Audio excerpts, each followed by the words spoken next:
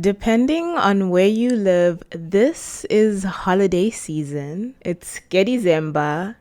It is the place to be. The season of joy, cheer, and the occasional familial disagreement.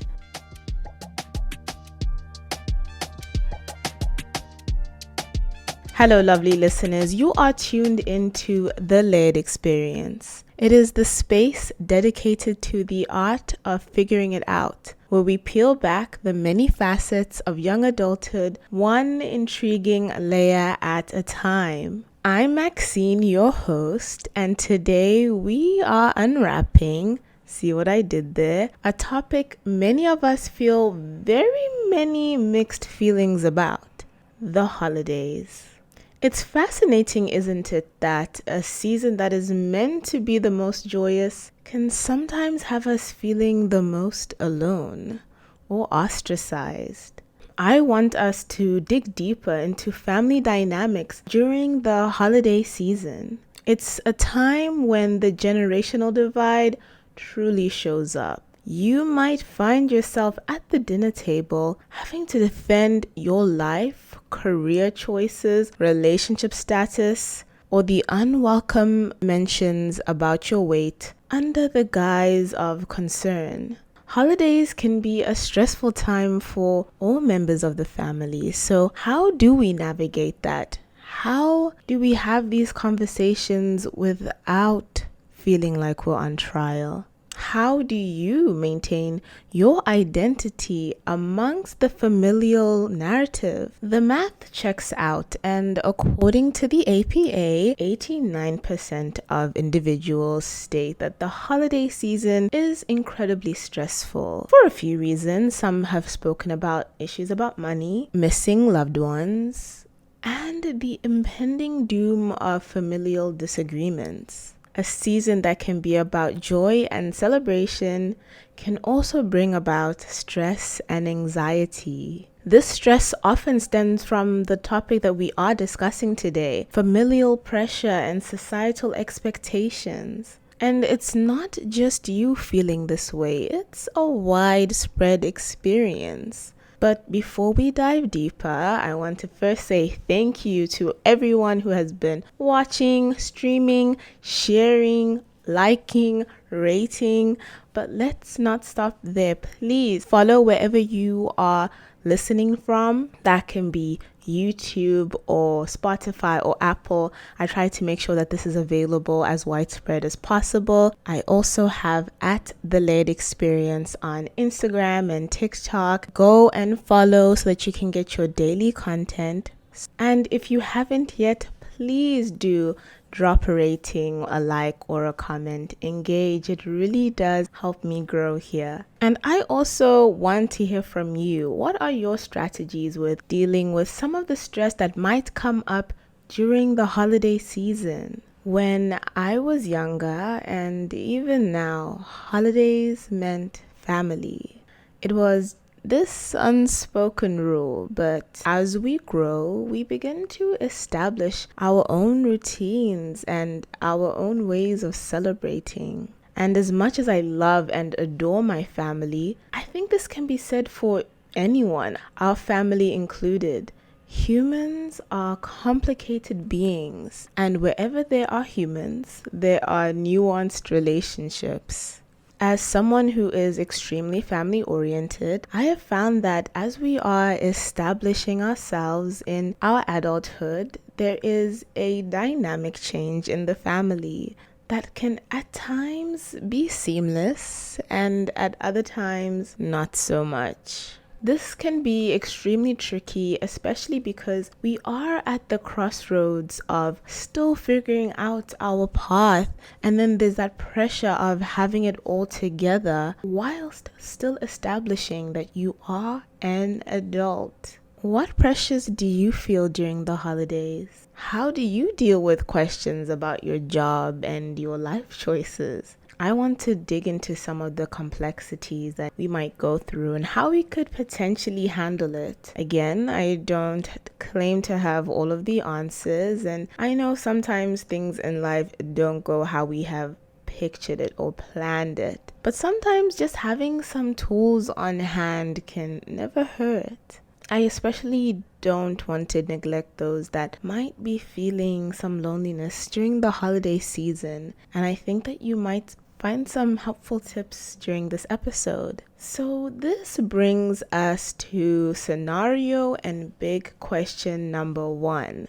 To go home or not to go home for the holidays? There's a delicate balance between tradition and individuality, especially for those of us who have now established our newfound independence. There is that tug of war of returning to one's roots whilst nurturing the individual life and traditions that you currently have. I am someone who loves to go home for the holidays, but I can admit that because there's a consistently changing dynamic, it's a bittersweet feeling because it's great to be home and have that sense of comfort and feel like a kid again in one way that you feel safe. And then there's the other way where you can sometimes feel infantilized because you are back in essentially someone else's home and have to follow their rules. And that can be incredibly difficult when you have established your own life and your own personal rules and boundaries. It's always an interesting dynamic. I know I've had conversations with friends who, one in particular, knows she does not want to go home for the holidays, but feels the pressure to and doesn't even know how to navigate that situation. Then factor in the cultural norms, and you have a golden cocktail for stress and guilt. I can say for African households that you are home for the holidays.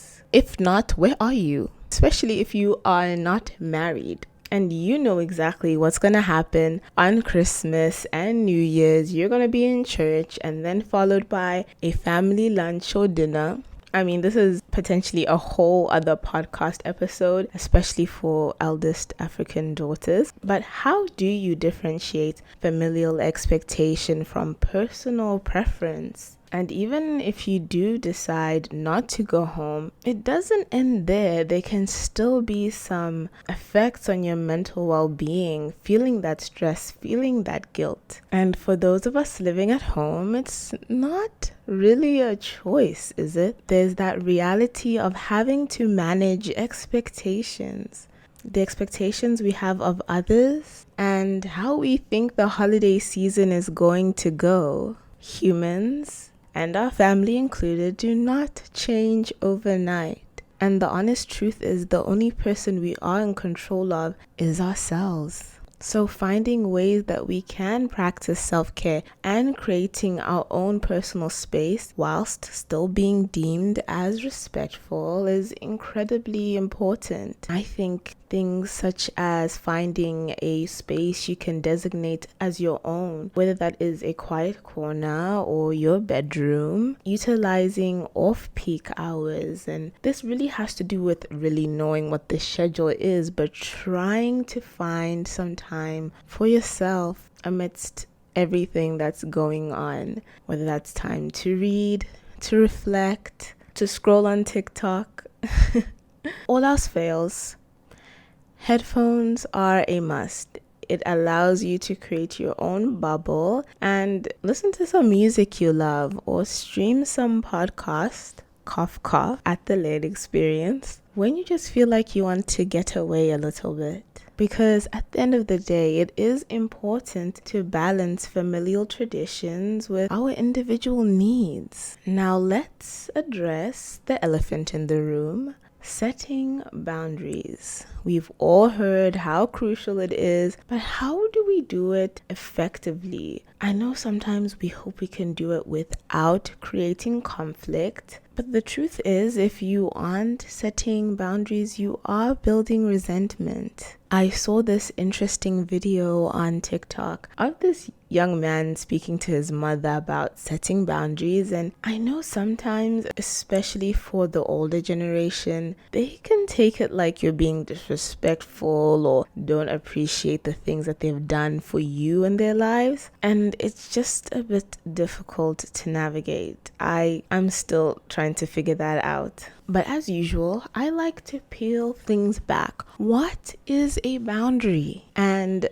Psych today defines it as personal boundaries are the lines we draw for ourselves in terms of comfort around others, which can be physical, verbal, or about our personal belongings or space. I want us to all remember that it's essential to acknowledge that these boundaries are important for our mental health, and even if they might cause discomfort amongst the family. In this article, Alyssa Leomonaco, she is an LCSW, and she really says it best about boundaries. And this is a quote I took, and she says, "These conversations can be difficult to have. They are necessary in developing a healthy relationship with them and yourself. The end result of setting healthy boundaries with your insert family member or person you consider to be your family can lead to a decrease in anxiety, resentment, improved ability to manage conflict, and healthy self-esteem. Boundaries are meant to be a good thing for you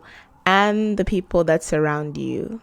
So it's okay if setting boundaries feels a bit tough, and even if it might lead to a few moments of loneliness and guilt. These emotions are a natural part of asserting ourselves and our needs. The key is to stay true to ourselves whilst being empathetic to our family and how they might perceive these changes. I remember having a tough conversation with a family member, and no, it did not go picture perfect. It was actually a moment of deep emotional upheaval, to say the least. And I wanted it to be understood that your girl did not want to have comments about her body. Especially when you know what you look like, you don't need the reminder. And of course, there was the victim blaming. It ended up becoming something that it literally did not have to be. Setting a boundary ended up turning into something completely different. And the truth is, even if we package something in the best way possible, sometimes it is not received in the best light, and you can only do so much, but honoring yourself is incredibly important. So when it comes to conflict, it's inevitable at times, and the goal isn't to avoid it completely, but rather navigate it.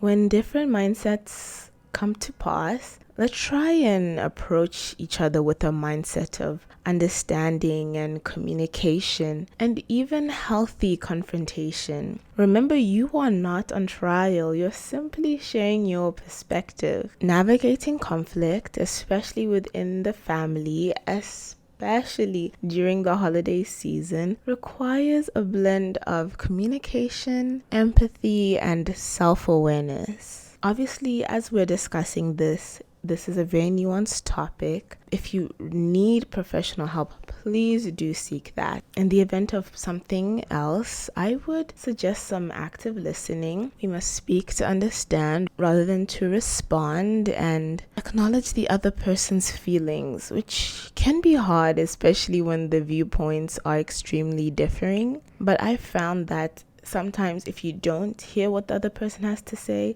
they are equally unwilling to hear what you have to say. This is an extremely challenging one, especially when you are setting boundaries about something that you are so passionate about. Stay calm.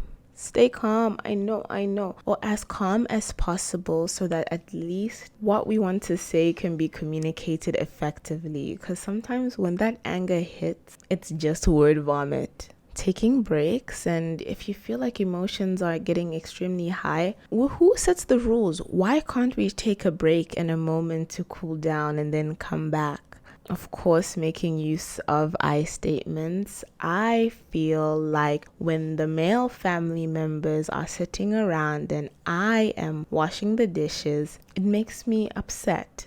This is just a example of potential boundaries that some people could be setting up is the potential that you can look for common ground, but if not, agree to disagree. It's okay to respectfully accept differing opinions without reaching a full resolutions. And sometimes you might be able to seek a solution, but that's really the best case scenario. So I wanted to know, how are you keeping your identity amidst the familial narrative? It is time for one of my favorite segments, the echo chamber, and it's the time where I hear your layered opinions or advice. So I had taken it to Instagram and I was asking the girlies, how are you navigating the holiday season, especially with your family? And this is what I heard back.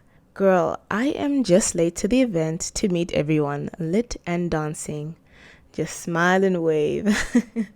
Another person said, I fight everyone who tells me I'm not living up to the expectations. Another person said, I avoid that side of my family and enjoy my festive season. This next response is something that I think a lot of people feel. And they said, with kid gloves, honestly, still learning how to move by intention and not expectation. Lastly, Stevie Wonder, I can't see. Now for real, I pray to God and I leave it to Him. Either I crumble trying to meet them or feeling like a failure, and I take my time to make them proud. Firstly, I wanted to thank you all for sending in your submissions, and a common theme I saw with three things. Either the girlies were avoiding what was going on, which is like, kudos to you, do what you gotta do, or still trying to figure it out, which is definitely a mood, or three, I am going to come for y'all head on. And to be honest, I respect all approaches because, again, all of these experiences are extremely layered and nuanced. Nobody knows your family dynamic better than yourself. So finding a way to use these tools in a way that's very authentic to you and your familial relationship is extremely important. So the reality is that we are growing and we are establishing new traditions, and it can be a liberating way to make the holidays your own. So what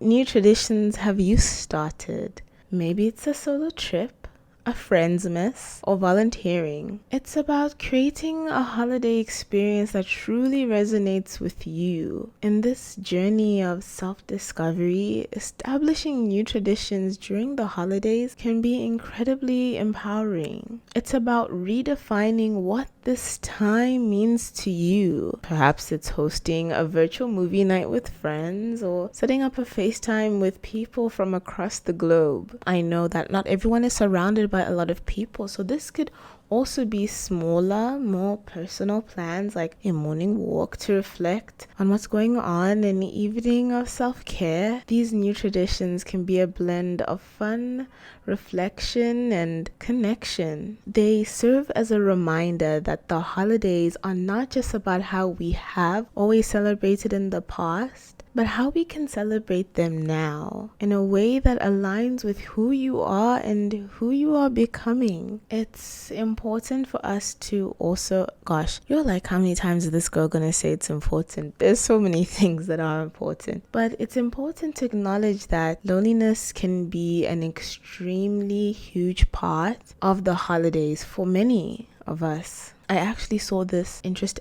Yeah, I know I spent a lot of time on TikTok. Next year, we're working on screen time. And the girl was talking about how lonely it can be sometimes because she does not have a good relationship with her family. And she was explaining how for some people, their family is like 25%, 50% of who they are and what they do. And when things go wrong, they call their mom, they call their dad, they call their siblings. And she doesn't have that. So it is important to remember, oh my goodness, I need to find another synonym. I shall find a thesaurus. It is, let me Google some right now. Synonyms for important.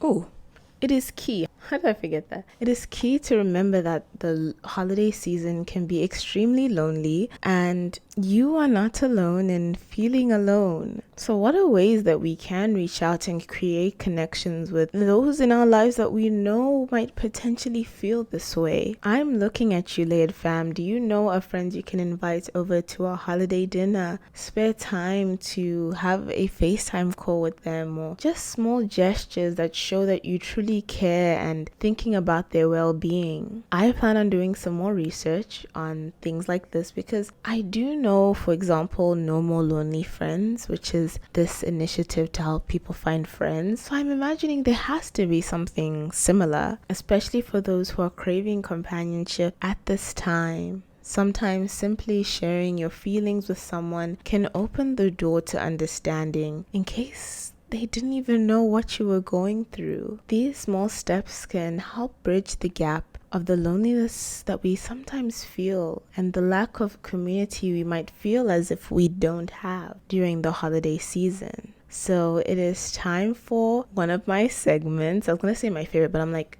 girl, you have two segments. How can they both be your favorite? It's time for What's for Dinner, but this is holiday edition because actually I have a few questions. Why am I receiving messages that people love the What's for Dinner segment, but none of y'all telling me what is for dinner? 2, for the people who watch on Spotify, let me know, do you want me to make your comments public or not? Because sometimes I'm like, is this personal?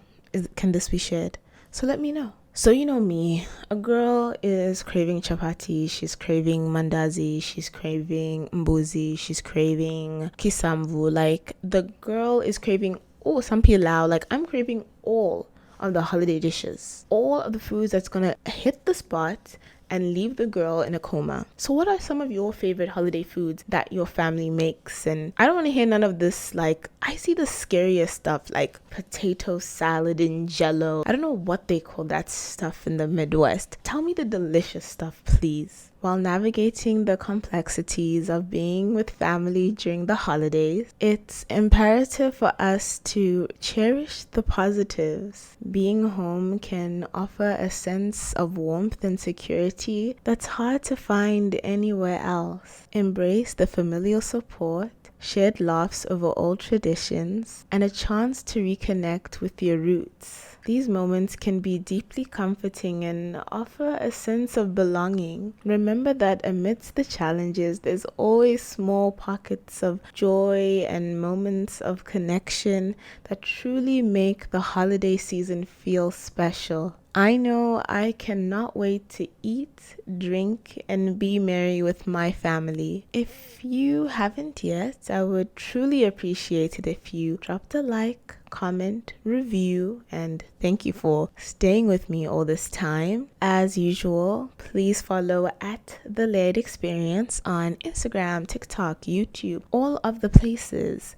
And next week, I want us, especially because it is the end of the year, we need to get into the art of pivoting when your life doesn't look how you thought it would. You know, the end of the year brings up all of the self-reflections, all of the sometimes somber thoughts. And I want us to always be that space that we have these kinds of conversations. Also, I did not expect having, literally, I feel like I'm losing my voice. That is between having finals and having a podcast. I just feel like I'm losing my voice, so I apologize for that. If you feel like this episode resonated with you or it could resonate with someone you know, please go ahead and share it with them. To wrap it up,